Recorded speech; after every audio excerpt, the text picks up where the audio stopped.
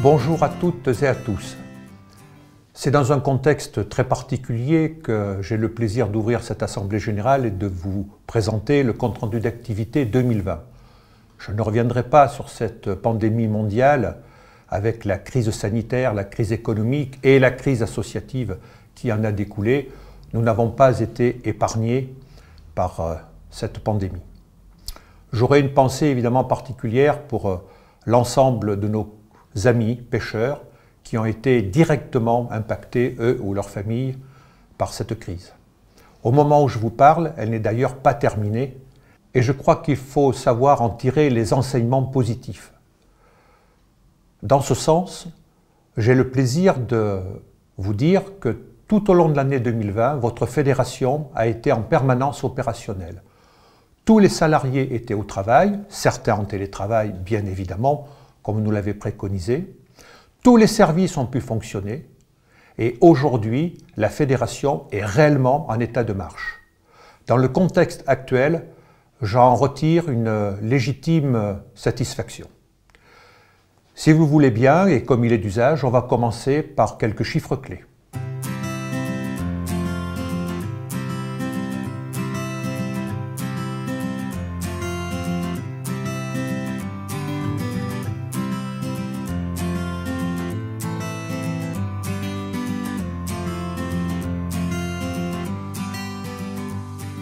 L'année 2020 a donc vu l'aboutissement de notre grand projet qui était la réhabilitation et la réaffectation de nos locaux.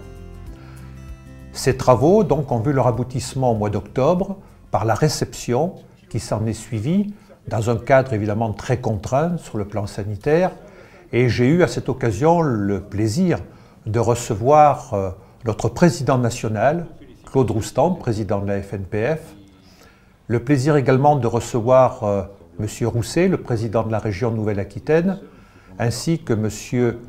Leblois, le président du département de la Haute-Vienne.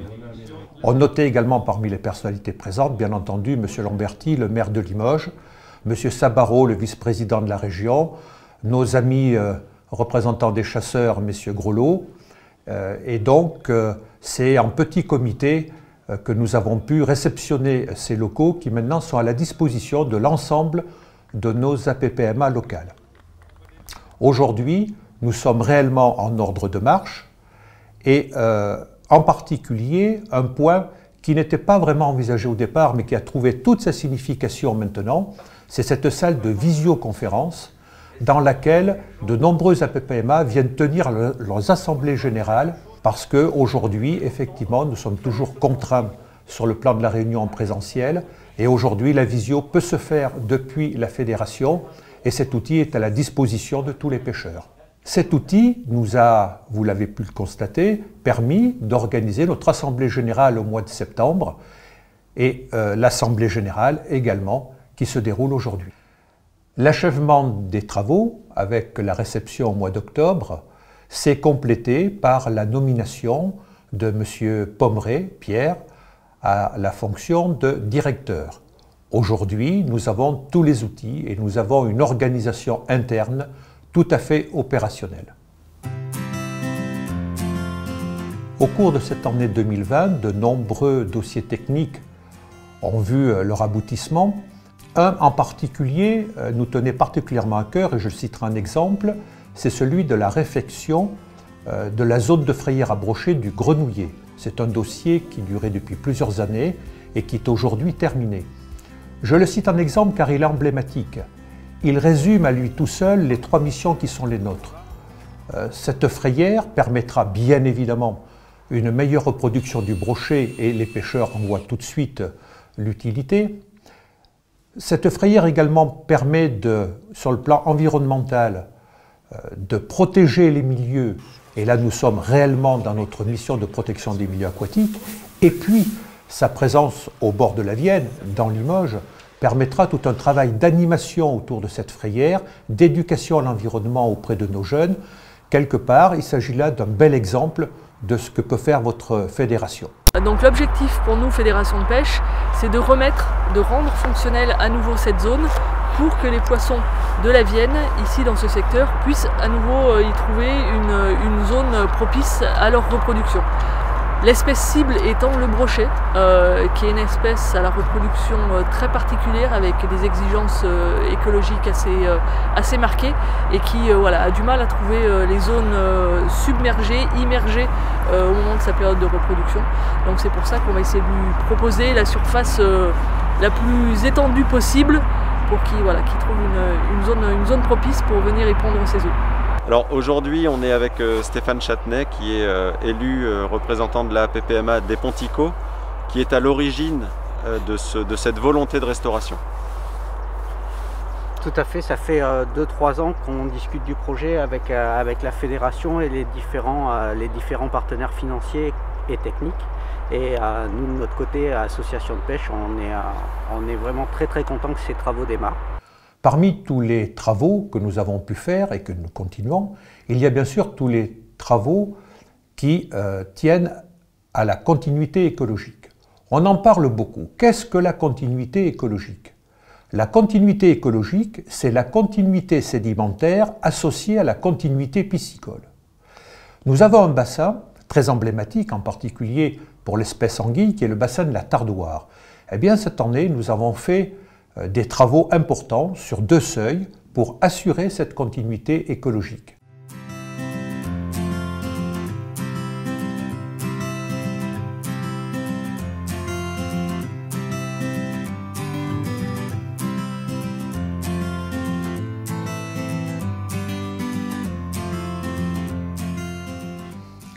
D'autres dossiers techniques ont vu également leur aboutissement en 2020. Je vous laisse les découvrir sur l'écran. Alors nous sommes ici sur la commune de Saint-Ouen-sur-Gartempe, au bord de la rivière Gartempe, sur une parcelle qui a été acquise par la fédération de pêche il y a quelques années maintenant, une parcelle qui était complètement en friche, et le but c'était de redonner de l'accès aux pêcheurs. Les travaux ont consisté ici à nettoyer la parcelle dans un premier temps, puis de créer l'accès sous le viaduc, un accès tout le long de la parcelle sur environ 200 mètres, et créer des parkings sur les côtés pour que les pêcheurs puissent stationner. Ces travaux d'un coût de 25 000 € sont réalisés par une entreprise locale. Ils sont financés par la fédération de pêche départementale, la fédération de pêche nationale, la société de pêche locale qui est celle de Pélac, et par la participation de la région Nouvelle-Aquitaine. Nous avons aussi l'aide technique de la mairie de Saint-Ouen-sur-Gartempe et de la communauté de communes du Haut-Limousin en Marche. Je voudrais que la démarche que nous avons initiée libère un peu des initiatives, donne des idées à d'autres APPMA dans l'intérêt de la pêche associative. Je pense beaucoup à cette idée ce principe de Gandhi, que l'exemple c'est la seule façon efficace pour convaincre. Je crois aussi que ça donne une image de la pêche associative qui est partenaire du développement du bien-être local pour les pêcheurs locaux, mais aussi pour les preneurs, parce que nous donnons accès aux berges des rivières. Et je crois que s'il y a un souhait à faire dans cette crise sanitaire, c'est que tout cet esprit d'individualisme, cet esprit de clocher, soit le monde d'avant.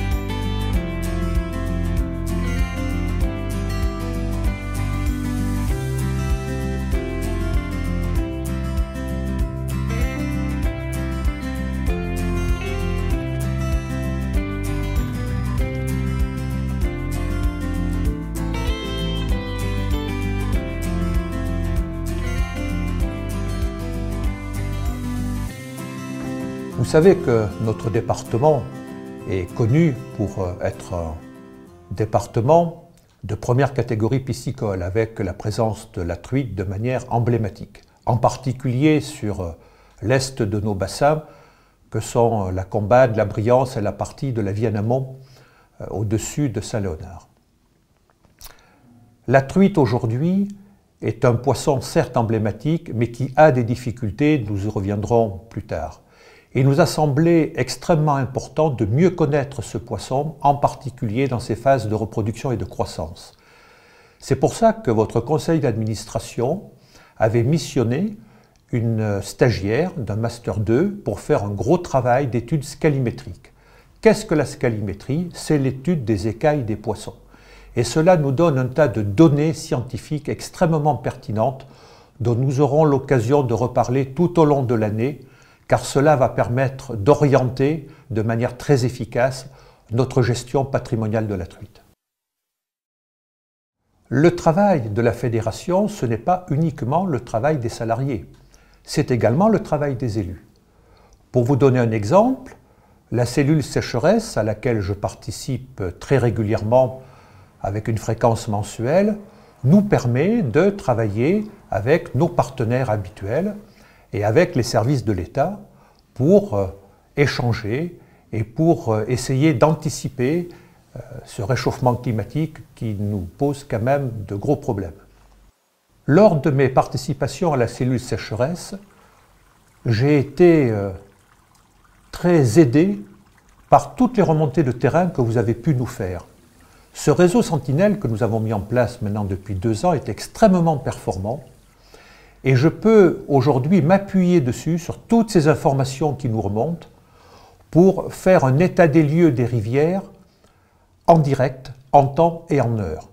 Sans les pêcheurs au bord de l'eau, aujourd'hui, les rivières ne seraient plus surveillées, les rivières seraient vraiment abandonnées et je vous remercie encore d'être très présent au bord des rivières. Vous aviez été nombreux, il y a 2 ans, à nous demander un service de garderie plus étoffé, plus performant, plus présent sur le terrain. Eh bien, l'année 2020 a permis de structurer cette garderie et sans anticiper sur ce qui va se passer en 2021, je peux d'ores et déjà vous dire qu'un recrutement est actuellement en cours et qu'aujourd'hui, les moyens matériels vont être également renforcés pour une meilleure occupation sur le terrain. Au chapitre de la communication, en plus de notre page Facebook qui est extrêmement suivie avec des pics à plus de 10 000 vues, je voudrais insister sur notre chaîne YouTube. En effet, sur cette chaîne YouTube, nous avons fait faire 8 films promotionnels sur l'axe Vienne. L'axe Vienne qui est un axe de développement pour les années futures, chacun en est bien conscient. Ces films de très grande qualité, si vous ne les avez pas vus, n'hésitez pas, allez sur la chaîne YouTube de la Fédération de la Haute-Vienne. Toutes ces pêches, la truite, l'ombre, la carpe, la pêche au cou, ont été montrées sous leur meilleur angle sur cette magnifique vallée de la Vienne. Je vous engage à aller les découvrir. Dans la communication fédérale, bien sûr, il n'y a pas que Facebook, il n'y a pas que YouTube et les réseaux sociaux, il y a aussi d'autres actions que je vous laisse découvrir.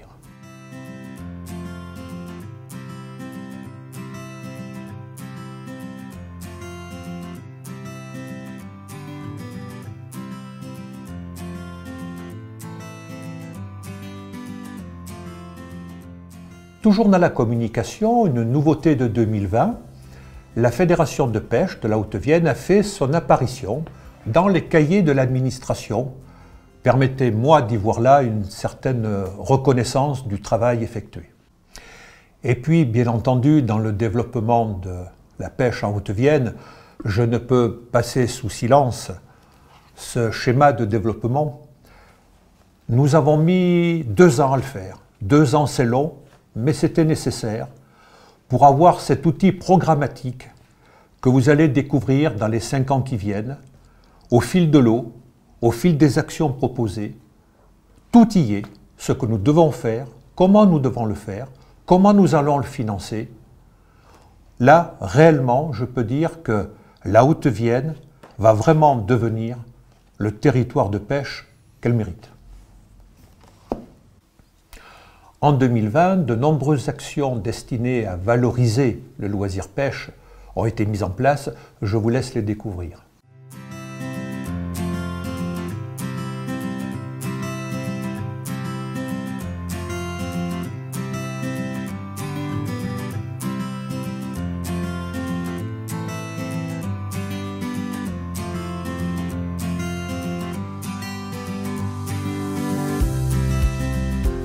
En conclusion de ce bilan d'activité, je voudrais vous dire que dans la situation où nous nous trouvons, dans les difficultés, la baisse des effectifs et puis cette pandémie mondiale qui malheureusement n'est pas terminée, nous avons deux manières de réagir. La mauvaise et la bonne.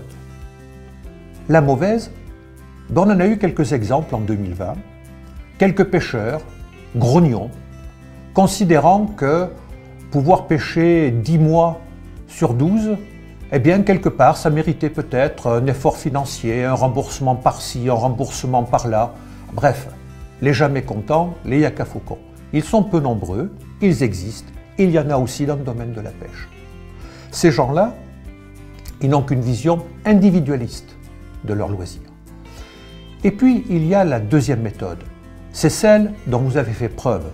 Ce sont tous les réconforts que nous avons pu recevoir à la Fédération, tous ces coups de fil qui nous disaient « Ne lâchez pas, nous sommes présents, nous sommes sur le terrain, nous sommes avec vous ». Ce sont tous ces gens-là qui s'intéressent au collectif et qui aujourd'hui considèrent à juste raison que c'est dans l'adversité qu'il faut serrer les coudes et que maintenant, plus que jamais peut-être, il faut prendre sa carte de pêche. Non pas uniquement pour pouvoir aller à la pêche, mais il faut prendre sa carte de pêche pour montrer que nous sommes forts, que nous pouvons continuer nos actions, que nous nous tournons vers l'avenir, vers le moyen, vers le long terme. Aujourd'hui, adhérer à la Fédération de pêche, vous tous militants, c'est se tourner vers les générations futures. Merci pour votre soutien.